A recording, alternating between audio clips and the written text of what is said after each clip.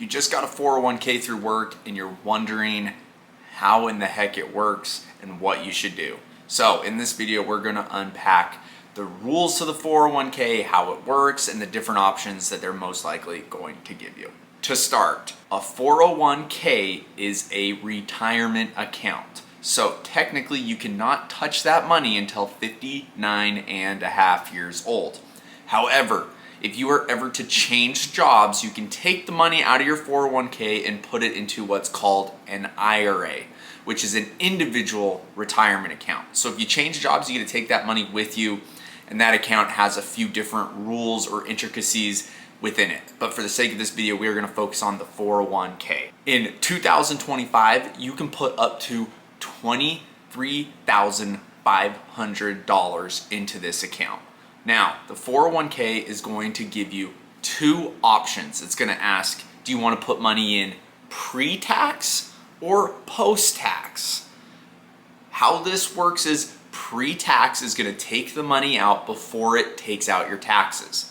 So for example, if you make $100,000 a year and you put in $5,000 into the pre-tax account, when your company sends your income to the IRS for tax season, it is going to show that you only made $95,000 on your taxes, because putting money in the pre-tax portion of the 401k is going to give you a tax deduction immediately. However, because that money has not been taxed yet, when you take it out in 20, 30, 40, 50, 60 years from now, you're going to have to pay all of the taxes on that, just like it was income, or you're going to pay income tax on that down the road. So keep that in mind.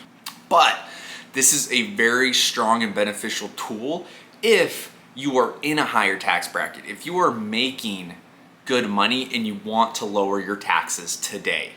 A lot of times what we ask is, do you think you're going to make more money today or down the road or in retirement? If you think that you're going to be spending less money in retirement, it might make sense to defer those taxes. But if you know that your income is going to continue to grow, you probably want to get that money into a tax-free environment as early as possible. So that is your pre-tax 401k. You're going to get a tax deduction today. It's going to save you a little bit of money on taxes, and that money is growing tax deferred. Now, the second option they give you is post-tax. Post-tax is what we refer to as the Roth portion of your 401k, or the Roth 401k. The Roth 401k, same limits apply. You can put $23,500 into this account. Unlike a Roth IRA, there are no income limits to putting money into this.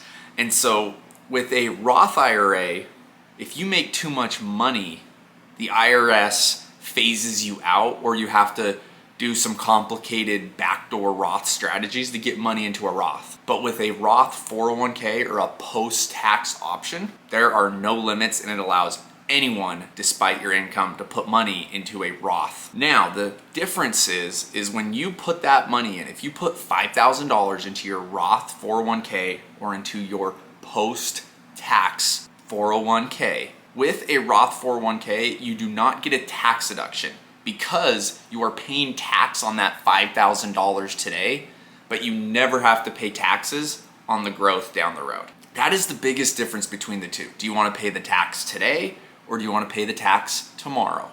And depending on your income and depending on your situation, this can change. Now, determining whether you should do the pre-tax or post-tax option is going to vary depending on if you think you're going to be making more money in retirement or less money.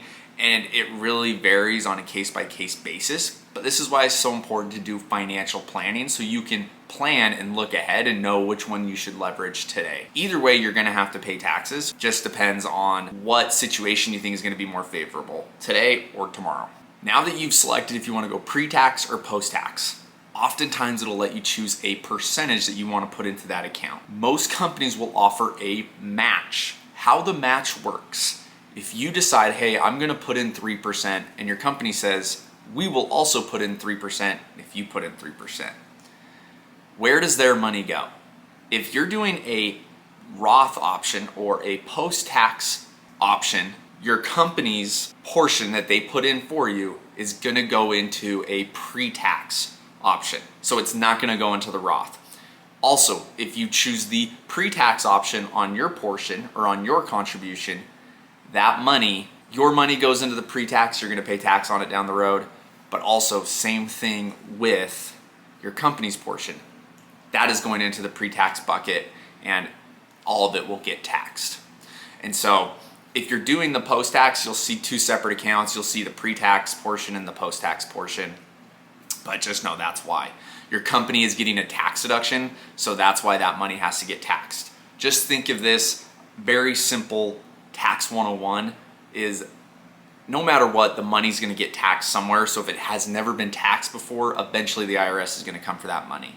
And because your company is benefiting for giving you money by getting a tax deduction, you're the one that has to pay the price down the road with paying the tax when you distribute that money. Another thing to keep in mind with the employer contribution, the part that your business or your company is putting in for you, they often will have what's called a vesting schedule. And what this means is that if your company was to put money into your 401k for you on Monday and you quit on Tuesday, your employer, due to the vesting schedule, might have the right to take that money away, or you don't technically get to keep it. And so that's important if you've been putting money in, if your employer's been putting money in for quite a long time, to understand how much of that is actually mine and how much of that is still in a vesting period. That might help you make a decision if you were to ever quit or if you were ever to look for a new job. And this is just another way that companies kind of put the golden handcuffs on you. They don't want you to leave because they know if you leave, you're giving up this chunk of money that you no longer will have access to. However, after the vesting period, it is 100% yours. You just have to break through that vesting period, which is different for every company. And it says in your employee handbook what that 401k vesting schedule looks like. Investment options, they're typically going to ask you, what is your risk tolerance, or how aggressive do you want to be with these dollars? If you're like me when you first got into investing and how the stock market worked, you heard aggressive and how much risk do you want to take, and it made you nervous. But they're not putting your money in speculative funds. They're investing this money in mutual funds, index funds. And what a mutual fund or an index fund is it's just a collection of hundreds of different companies. And so this is just going to track the overall stock market as a whole. You're gonna have the ups and downs of the market, but just like anything in the stock market, if you simply set it, forget it, and let it ride over a 10, 20, 40-year period, you're gonna come out on top more than likely. And you're gonna average between a 7 to a 10% rate of return if you are invested relatively aggressively. And there you go. That is the fundamentals of your company 401k and the difference between post-tax and pre-tax. So, happy investing.